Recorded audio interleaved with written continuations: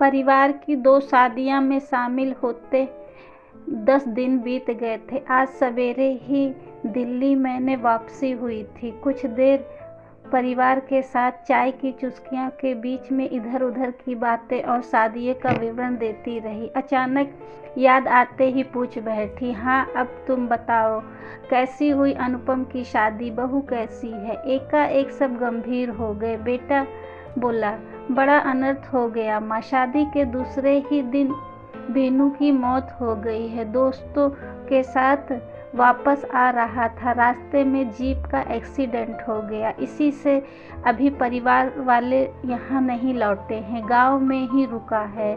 सुना है कि तेरही के बाद लौटेंगे। मैं सुनकर स्तंभ रह गई। हे भगवान, यह कैसा वज्रपात कर दिया हंसते खेलते परिवार पर।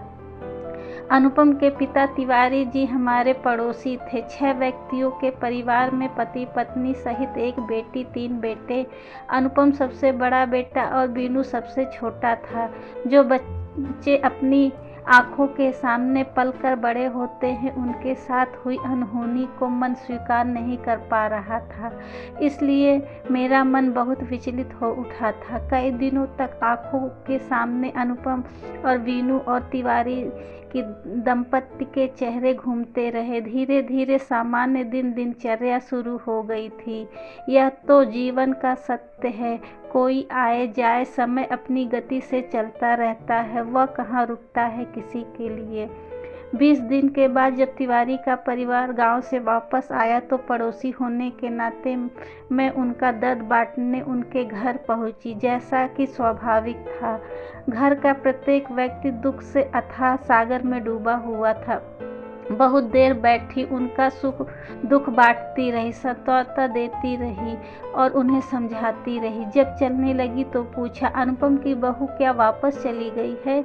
नहीं, उधर कमरे में है, अनुपम की बहन ने उत्तर दिया। वाणी और आंखों में उपेक्षा का भाव छिप ना सका था, मानो इस सब के लिए बहू ही जिम्मेदार थी। मैं बात को टाल कमरे की ओर चली गई। चेहरे शरीर की एक गोरी उदास लड़की मुझे देखकर खड़ी हो गई। आगे बढ़कर उसका हाथ थामा। मैंने धीरे से कहा, संयम मत खोना बेटी, यह तुम्हारी परीक्षा की घड़ी है। धीरे धीरे समय के साथ सारे घाव भर जाएंगे, तब तक सामान्य हो जाएंगे। मेरे स्नेह तथा अपनत्व भरे स्पर्श का सहारा पा उसने सुनी उदास आंखें मेरी ओर उठाई तो मन द्रवित हो गया था। उसकी आंखों में झांकती मौन पीड़ा कह रही थी कि वह एक ऐसे सलीब पर टंगी है जहां उसके अकेलेपन की व्यथा चरम सीमा पर पहुंच चुकी है। पहाड़ से दुख के समय में इस नए माहौल में उसके प्रति यह अपेक्षा क्या वांछनीय है? क्या इस समय उसे प्रेम और भावात्मक सुरक्षा की जरूरत नहीं है? मेरी बात सुनकर जी कहा उसने पुनः निगाहें झुका ली। शायद धैर्य और पराकाष्ठा पर पहुंचना चाहती थी। फिर प्रति उत्तर का लाभ भी क्या था? उन आंखों की मौन भाषा ने मुझे भीतर तक झकझोर कर रख दिया था। मैं फिर आने वाले का वादा करके मैं वहां से चली गई। घर तो आ गई पर मन किसी काम में नहीं लग रहा था। बार बार एक उदास मासूम चेहरा आंखों के सामने रहा। रात को बिस्तर पर लेटी तो आंखें मूंदते ही अचानक उस उदास चेहरे के पीछे एक दूसरी वात्सल्यमयी सौम्य आकृति आकर खड़ी हो गई। तब मन स्मृति पटल के अनेकों पृष्ठ पलटने में मचल उठा था। कुछ यादें जीवन में इतनी गहरी जुड़ी होती हैं कि समय का लंबा अंतराल भी उन्हें तोड़ नहीं पाता है। सो मैं 30 वर्ष लांग अतीत में पहुंच गई थी। विवाह के बाद जब मैं ससुराल पहुंची तो पाया कि चाची सास के साथ हमारा संयुक्त परिवार था। चाचा जी की मृत्यु अपनी शादी के 10 वर्ष बाद ही किसी कार दुर्घटना में हो गई थी। बड़े होने के नाते बापूजी ने उन्हें भाई के परिवार का भरण पोषण स्वीकार कर लिया था। चाचा चाची तभी से पुरानी खानदानी हवेली में रहती थी। ससुर जी सर्विस होने के कारण अपने परिवार के साथ कभी यहाँ तो कभी वहाँ विभिन्न शहरों में रहते थे। बच्चों की शिक्षा दीक्षा का भार माँ जी पर था और बेटे बेटी के साथ चाची जी के 3 बेटों की जिम्मेदारी भी उन्हें ही संभाल ली थी। हवेली में रह चाची ही खानदानी जमीन जायदाद की देखभाल करती थी।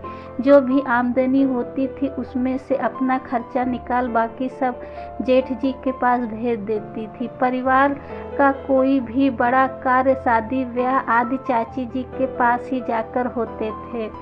माँ जी बताती हैं, चाची जी की मृत्यु के बाद उनके बच्चों को आंचल के साए में समेट चाची पति के गम को पी गई थी चुपचाप।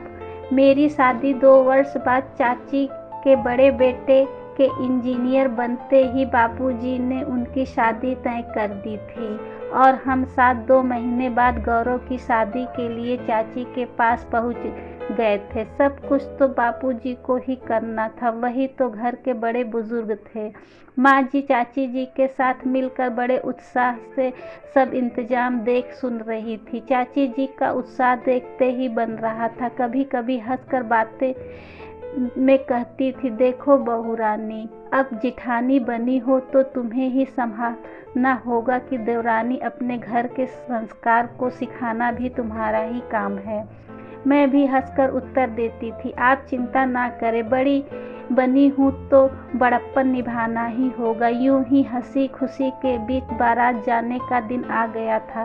बारात बस द्वार आगरा से देहरादून जानी थी, सो भोर में ही मंगल गीतों के बीच में बारात ने प्रस्थान कर लिया था। दिन मांगलिक रस्मों और रात में हंसी ठिठोली और नृत्य संगीत में बीत गए थे। दूसरे दिन सवेरे ही मेरे पति का फोन आया।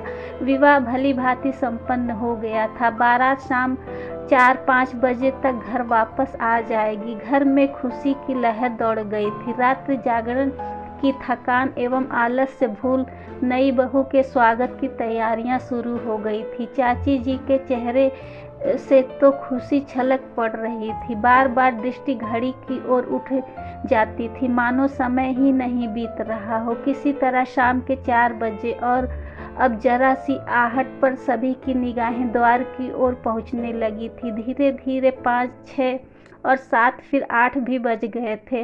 अब सबकी बेचैनी बढ़ने लगी थी। आखिर इतनी देरी कैसे हो रही है?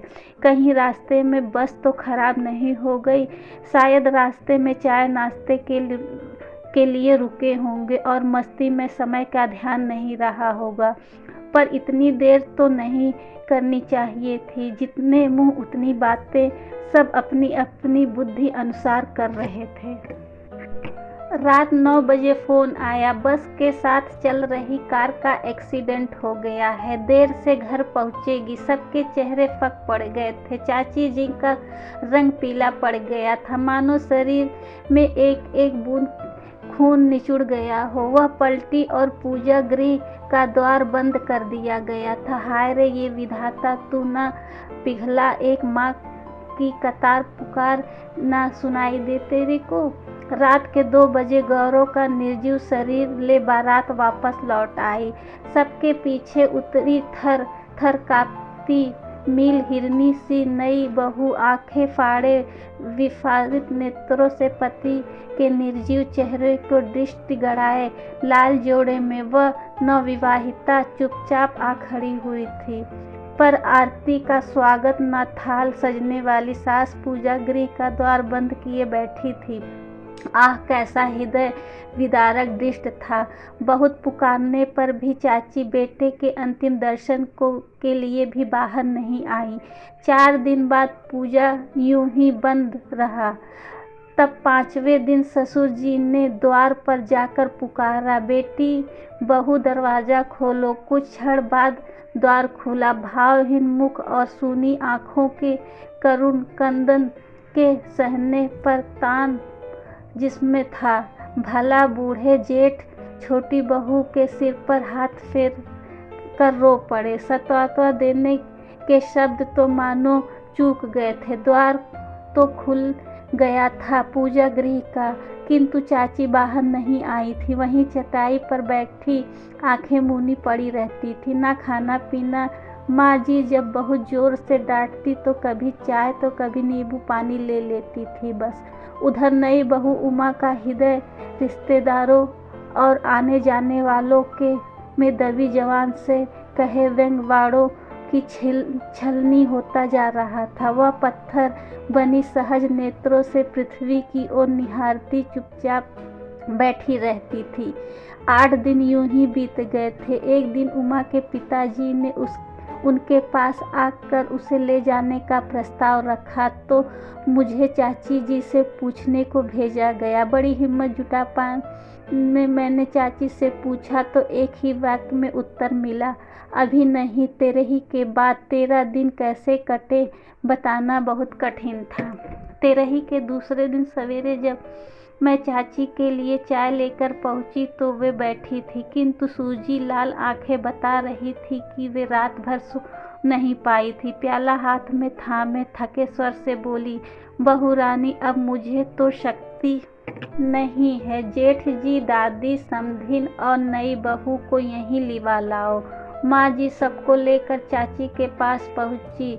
सब नीचे बिछे फर्श पर बैठे गए थे। 10 मिनट बाद मौन तोड़ा। चाची का संयम स्वर उभरा, समधिन, बेटी के बड़े होते ही माँ बाप अपने बुढ़ापे को खुशियों से सराबोर समझने लगते हैं, पर क्या सभी के सपने और कल्पनाएं साकार रूप ले पाते हैं? कुछ ऐसे अभागे भी इस संसार में हैं जिसके सपने रेत के महल की भांति बिखर जाते हैं, किंतु मैं उन्हें बिखरने नहीं दूंगी। जो खो चुकी हूँ उससे अधिक खोने की हिम्मत अब मुझ में नहीं बची है। उमा अब इस घर की बहू है। आप ले तो जा रहे हो, पर जब हम बुलाएंगे तब भेज दीजिएगा। कक्ष में बैठे प्रत्येक व्यक्ति की आंखों में गंगा जमुना बह रही थी, पर चाची की सूनी आंखों में ना जाने कैसा दृष्टिपूर्ण आत्मविश्वास भरा हुआ था। हिचकियों के बीच में उमा के पिता बोले, उमा बेटी, पैर पकड़ ले अपनी देवी जैसी सासू माँ के। नहीं समधी जी, माँ को सिर्फ माँ ही रहने दीजिए। माँ तो केवल माँ होती है, उसे देवी और सास जैसे विश्लेषण से मत बांटिए। चलते समय भविष्य के प्रति आश्वस्त उमा अपनी अभयदायिनी सासू माँ के पैर आंसुओं से भिगोती रही और वे अपने आंसुओं के आंखों को में ही पी रही थी। उसके सिर पर वश्य निपुण हाथ फेरती रही। आहत मातृत्व में भीगे उस दर्द के रिश्ते की इस विदाई को देख सबकी आंखें नम थीं। कदाचित उसका स्वभाव भी अवश्य रो पड़ा होगा अपने कुकृत्य पर। उमा पिता के साथ वापस चली गई। चाची का दूसरा बेटा सौरभ प्रतियोगिता परीक्षा पास कर ट्रेनिंग पर जा रहा था। सौरभ नए विचारों का सुलझा हुआ युवक था। उसके विचार से उमा निर्दोष थी। इस अनहोनी के लिए दोषी था गौरव का भाग्य, जो ईश्वर के यहाँ से इतनी कम आयु लेकर आया था। माँ की आज्ञा मान वह विवाह के लिए राजी हो गया था। साल भर बाद सौरभ की ट्रेनिंग पूरी होते ही एक साधारण समारोह में सौरभ उमा परिसूत्र में बंध गए थे और उमा बहू बनकर फिर से घर में आ गई थी। प्रत्येक व्यक्ति आश्चर्यचकित था। इस आयु में रूढ़ियों और अंधविश्वास के विरुद्ध इतना सहन शक्ति कदम उठाने की प्रेरणा चाची जी के मन में कहाँ से आई? धीरे धीरे अंतर्मुखी होती गई, पर बहू उमा को यह एहसास कभी नहीं होने दिया कि वह घर में अवांछित है। हर कदम पर बेटे बहू की ढाल बनकर खड़ी रही। इस शादी के बाद कभी किसी ने गौरव का नाम उसके मुंह से नहीं सुना था। कभी जिक्र आ भी जाता तो वह बहाने से टाल जाती थी। कभी कभी एकांत क्षणों में शायद गौरव उनकी ममता को झकझोर जाता था, तब उनकी आंखों में अनायास ही भीग उठती थी। ऐसे समय यदि कोई पूछ लेता, क्या हुआ माँ जी, तो वह सहजता से कह देती, शायद आँख में कुछ गिर गया है। 2 वर्ष बाद जब उमा की गोद में बेटा आ गया तब उनकी आंखों में शांति आ गई थी। बेटे के गम में वे पी गई थी। दुनिया के सामने पर सत्य था कि वह आग में कहीं तिल तिल कर मर रही थी। स्वास्थ्य गिरता जा रहा था और 3 वर्ष बाद अपने गम को हृदय में संजोए वे बेटे की खोज में अनंत यात्रा पर चल पड़ी थी। मौत की खबर माँ जी को पड़ी थी। चलो अच्छा हुआ, अपनी लाश ढोने से मुक्ति तो मिली छोटी को। उमा सौरभ आज सुखी दाम्पत्य बिता रहे हैं, एक बेटे बेटी के साथ। छोटा सा सुखी परिवार उनका। पर सासू माँ का जिक्र आते ही उमा की आंखें भीग जाती थी। पराई बेटी के लिए इतना दर्द, गम समेटे हृदय को किसी गहरे अंधेरे फोटर के दफन कर दिया था। ऐसी महान ममतामयी नारी की स्मृतियाँ सजोते सजोते स्वजनों का ही नहीं, परायों का भी मस्तक भी मत हो गया था। काश इतनी शक्ति और हिम्मत सभी में होती तो आज अनुपम की बहू जैसे अनेक युवतियों को भी तो ना दोषी माना जाता और ना ही किसी अपराध बोध से ग्रसित होती। ऐसी और कहानियाँ सुनने के लिए सब्सक्राइब करें।